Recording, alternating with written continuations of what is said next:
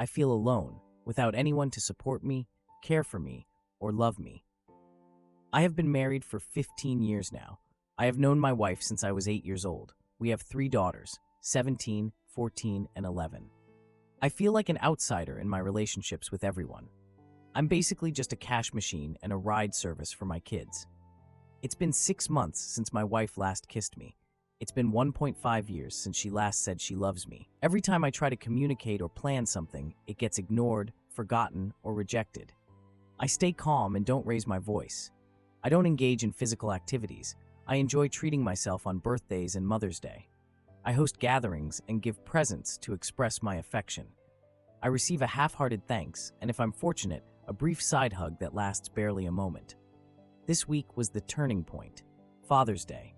I get up to find the house is empty. Strange. There was no note, nothing marked on the calendar, and no prior mention of it. I sent a text, and I received a reply.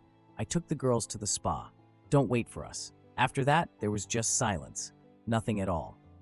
Dinner time arrives, and they return home. They said it was fine.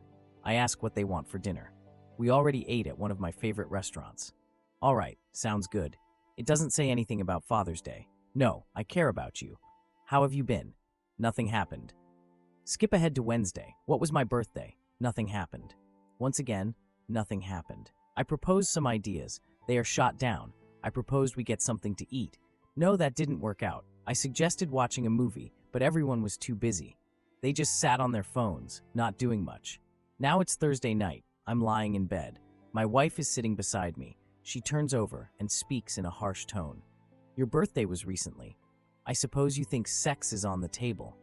That shattered something in me, as far as I can recall how it happened. I told them that I don't expect sex. I've stopped expecting anything at this point.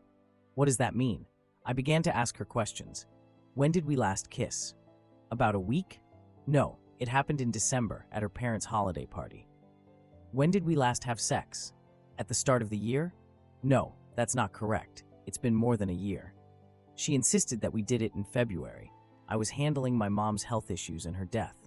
So I said, you might have had sex, but it wasn't with me. When did you last tell me you love me? I mention it frequently. Don't tell me through messages. Say it to my face. Just so you know, I do. When did we last go out together? Extended silence. You're being unfair. Feelings activated completely. I was upset and shouting at this point. It inquires how she did it. She is unable to respond. I asked her why wanting any sign of love from anyone in the house is unfair. Expecting anything for my birthday or Father's Day felt unfair. She had a look of realization like, oh no, you forgot that too. I'm not a cash machine, I'm not a ride service, and I'm not someone to take hits from. She wanted to know why this was suddenly happening. It did not. I tried to talk to my family, but they just dismissed me or ignored what I said. I provided some examples. I didn't know you were serious. I had no idea it was that important. I walked away and said, if you want to act like I'm not here, that's fine. You don't need to pretend anymore. I stepped out of the house just before midnight, on Thursday into Friday morning. I haven't returned home since then. I don't know what to do next. I'm finally sober enough to think, but I don't know what to do after drinking for the first time in over 15 years. I won't be drinking again. My family means a lot to me. I care about my family. I can't maintain this anymore. I'm not sure what else I can try. I believe they would be better off without me. They treat me like I'm invisible. I shouldn't be the one taking the blame for everything. If I'm really the issue, then my absence should solve it. I can't keep going like this. I have worked hard to be a good provider, a good partner, and a good dad. I never missed any of my kids' events. Don't put work first. I maintained a regular schedule to spend more time with them. I accepted more responsibility to improve our life and future. However, it goes unnoticed. It's never enough. I feel like I'm never enough. I received a single message from my wife. I'm sorry for making you feel that way. We care about you and are ready to listen whenever you want to come back and chat. That's all. No additional messages, no calls, no response from the kids. If they really wanted me there, they would make more of an effort to contact me. Every kid has their own phone. I have no idea what she said to them. I'm pretty sure they heard me yell. Raising my voice would have definitely caught their attention since I rarely do it. I bet they heard me go. I really have no idea. Ada, thank you all. I didn't expect anyone to care. Your advice has given me some hope that I will explore. I'm not sure how to reply to many of the comments. I understand, but I can't express it in words. I'm going to work on understanding things better. I'm now completely sober, so my mind is clearer. I will begin meeting with people on Monday to explore options. Update 1. I feel alone, without anyone to comfort, care, or love me. 31st of July, 2023. I haven't been feeling good. I'm improving. Your support has been incredibly helpful, and I truly appreciate it. I got help through my job. They offer resources for therapy and legal advice. My boss found out I was reaching out and now won't stop bothering me. But that's not the main issue. I understand she means well. I like the new therapist I got an appointment with. I expected a long wait list. She suggested a therapist who specializes in family and couples therapy since she concentrates more on individual cases. I spoke with them too. I was referred to divorce lawyers. I don't want to use them, but I talked to them and got an idea of what that route would be like. I'll be pretty much screwed. We're in a fault state, so if she ends up cheating, I'll manage. My kids contacted me after a few days concerned. I explained that I'm okay, I care about them, and I miss them, but I need some space and time. I missed some of their extracurricular activities for the first time. That seemed to be the moment they realized something was off. Other family members and friends noticed and began asking questions to everyone involved. My kids said things weren't the same without me, and my wife was having a tough time. My wife contacted me a few times to see how I was doing, apologized, and shared updates on various things. A couple of those times, she asked about the 4th of July. We typically throw a party and barbecue. I told them I wasn't interested, but I said that she and I needed to talk alone in person. It took place the weekend following the 4th. She was planning a surprise by-day party for me on the 4th to make up for forgetting my birthday after I had left. I messed it up because I didn't show up and didn't care. When we met to talk, she came with the kids. I felt glad to see them. They looked glad to see me too. I requested to speak with my wife privately. When I mentioned this, she replied that the kids missed me and that it was okay. We can chat with them here. I think it was a manipulative tactic. I pointed out that this was yet another instance of my feelings being overlooked and dismissed. I've been ignored for a long time, and that's just not okay with anyone. She kept saying sorry. I mentioned that while I recognize the apologies, I do not accept them. Many of the apologies seem insincere to me. For example, her first apology was, "I'm sorry you feel that way," or "they are a strong influence," or "just say what they think I want to hear." Actions speak louder than empty words. I mentioned that she is setting an example for how I should be treated and how our daughters will view and treat me in their future relationships. No one deserves to be treated like this. At this point, I could tell my wife was regretting bringing the kids. My 14-year-old brought my 11-year-old out for snacks. My 17-year-old decided to stay. I directly asked if there was someone else, if she was being unfaithful in any way. Her expression was one of shock, as if I had just hit her. She claimed she would never do that. I asked her why she was so insistent on us having sex in February, but by this time, my daughter had already left, and it had been a while since then. Why has every aspect of our romance faded from her side in just a year? She was unaware. We chatted for another 20 minutes, then I pulled out 2 folders I had with me. One was a separation document, not fully a divorce, but somewhere in between. There were therapist referrals for individuals and couples. I needed her to see how serious this situation was. I asked her to reflect and consider what she truly wanted. She needed to decide and set up the appointments. I told her I'm finished living like this.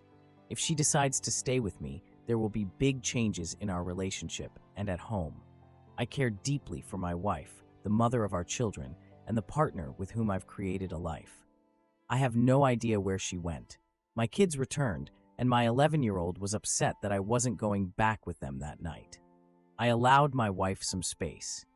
She reached out to me the following day, letting me know she scheduled appointments for herself and for us both. She mentioned that she arranged bi-weekly individual therapy, and we have our first couples therapy session scheduled for early next month. She needed time to focus on herself before anything else. I have been using the Grey Rock method with her since the initial incident, as recommended by you and my therapist. It's a work in progress. I'm in a better place now compared to when I first posted. Some things are improved now. I'm ready to put in the effort, but it has to be mutual. A plan is in place, so that's good. I've been home for a week, but I'm sleeping in a different room. Some changes are already in effect, but only time will tell how they hold up. On the second night after I returned, she tried to start something intimate, but I told her no. It just wasn't the right time or place for that. We needed to figure out a lot before that could happen. As usual, peace, love, and chicken grease. Update 2. After the first post, I thought about ending things that night. I believe they would be better off without me. It's like I'm invisible to them. I shouldn't be the one taking the blame for everything. I'm done. I kept replaying it in my mind. If I disappeared, their issues would be resolved. They might find someone else to be a new dad or husband, and they could end up loving him more than they love me. They would give more love to others than they have given to me. I caused everything that went wrong in their life. My wife likely has someone who could easily take over as a real dad and husband for them. Something pulled me back to reality. It still feels strange, but it was like I could see and hear my 11-year-old. She has been the one who made me feel loved, wanted, and cared for during this time. Before I left and after I left, I've come to realize that my wife was advocating for me to have some space. My youngest refused to accept it. She kept insisting they contact me, locate me, and discover where I was. She felt something strange. I didn't tell my therapist that I was close to giving up. Following my previous update, I informed her. She noticed I wasn't as open with her until then. That shifted how we approached our sessions. I now understand better and have more tools to recognize and manage negative and dark emotions. That led to some diagnoses. Now about my wife. She started her individual therapy. I began to notice some changes in her. She has been nicer to me. Things were looking up. I continue to reject her attempts to get closer.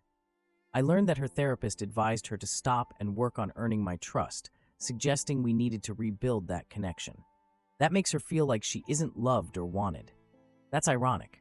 I checked to see if she was cheating, but I found nothing. No texts, messages, emails, strange expenses, odd locations, unexplained absences, photos, apps, nothing at all. She's either excellent at hiding things or she didn't cheat. I made it clear that if it turned out she cheated on me, it would be the end. The first couples session lasted a while. The first hour was just me alone. Next, my wife. Then the two of us. It was helpful, but not very much. It was the same for the second session. That lasted for 2 hours. The third one was a disaster. I had just talked to my therapist about my thoughts on self-harm. I recently shared everything with some guys, what I was thinking. Here are my thoughts from that time.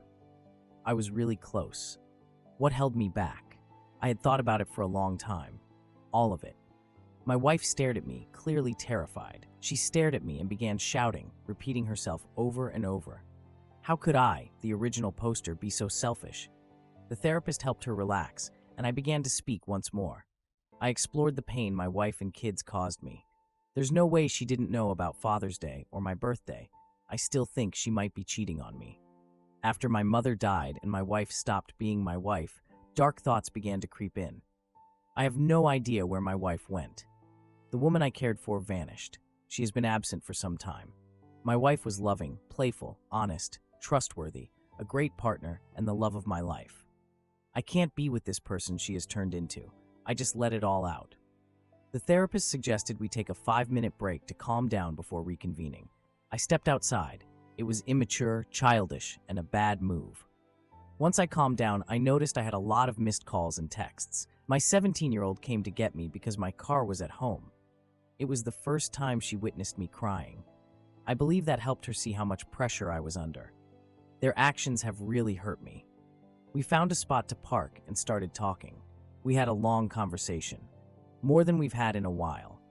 I gained more from that conversation than I have in the past few years. We returned home, and my other 2 kids rushed to me and embraced me. Not a fan of the side hug, but a real hug. That was really nice. My wife came over and asked for a hug too. I gave her half of one, and she began to cry. Our family spent some time together, and when it was time for bed, my wife wanted to have a conversation. She mentioned that she felt like she was losing me when my mom passed away. I realized I was no longer invested in our marriage, but didn't provide specifics. She mentioned that she's still figuring some things out and will share more when she has a clearer understanding of herself. She started to cry. She mentioned that she truly had no idea how serious it was. She apologizes. She promised to do whatever it takes to make things right and improve as a partner. She is making an effort. I notice progress. Why did it have to come to this? Now I'm so numb that I keep wondering if she really meant it or if those were just empty words. I'm not sure if it's the medication affecting me or if this is just how I think now. Some days, my mind feels like an old TV with static from a bad signal. My kids are doing better overall. I still wonder about the older ones sometimes, but I think I'm just overthinking it. School and activities are taking up their time. One thing that keeps bothering me is that I can tell they are being very careful around me. It annoys me. It feels like I'm a jack in the box, and they're just waiting for me to spring out at them. Therapy is helping overall. It just takes time. My therapist mentioned that I've been acting for so long that I can't figure out how to be myself anymore. I'm not sure if this resonates with anyone else, but I believe it's true. I have to focus on myself before I can work on other relationships. My wife and I went on a date. She organized it, and it was enjoyable. I smiled for real. In my mind, I kept questioning whether this was meant for me or for the US. I'm uncertain about what the future holds. Only time will reveal the outcome. I had a strange encounter the other day. I was walking in the park when I noticed a small dog wandering around. It looked lost and scared. I approached it slowly, trying not to startle it. After a few moments, it came closer and sniffed my hand. I decided my girlfriend had our first baby. I understand I'm not the biological father, and I made that clear right after she gave birth. I'll keep this brief since I'm heading to a bar soon. I discovered it when she was around 6 months pregnant. A man named Brian came up to me while I was at work. "Are you dating Sarah?" I agreed and asked what he needed. He apologized for sleeping with her and claimed he didn't know she was in a relationship. I don't believe him. He pulled out his phone and showed the texts they exchanged. They had been seeing each other for at least a year. She discovered she was pregnant, and they decided to act like the baby was mine. She would keep her perfect life, and he wouldn't have to take care of a baby. I realized it was strange. We were struggling to conceive for a while, and then out of nowhere, she got pregnant without any trouble. He said he had been thinking about it and recently became a Christian. He mentioned that he couldn't go on knowing I was living a lie while his child was unaware of their true father. So, here it is. I told him I would stay in contact and not to mention that he said anything for now. I took some time to think it over, but in the end, I chose to wait until she had the baby, to cause her pain when she is at her weakest. She went into labor, the baby was born, and then taken to the NICU for monitoring. What should have been a beautiful moment of holding my baby turned into the most heartbreaking time of my life. It hurt to realize he wasn't mine. After she was stitched up and settled, I began to gather my things to head out. She wanted to know my destination, so I answered her directly. "I understand that I'm not the father of baby's name. I see your surprise, but I'm aware. Just ask Brian to come. I'm sure he'll sign the birth certificate." I walked away. She keeps calling my phone repeatedly and sending texts while I write this. Her sister has also called me a few times. It was tough to keep up the act these past few months, but I think I'm okay with it now. I feel extremely heartbroken. I intended to propose to her on the day our baby arrived. I planned to make her the happiest woman alive. That's too bad. I'm heading out to drink a lot now. Just a quick update. My head hurts, but I'm home and safe now. Let me clarify some points. Brian will be involved in the baby's life if it's his. I really believe that the kid isn't mine, no matter what anyone else thinks. I'll get tested, but I've been in contact with Brian since last night, and I'm sure about it. I don't care if you think I'm a psychopath or something like that. This post will be forgotten soon, but I'll have to deal with this for the rest of my life. What I did wasn't impressive, but it doesn't matter to me. I always treated her well, and this is how she repays me. If you believe this isn't real, feel free to move on. I don't care. Update 1. My girlfriend just had our first baby.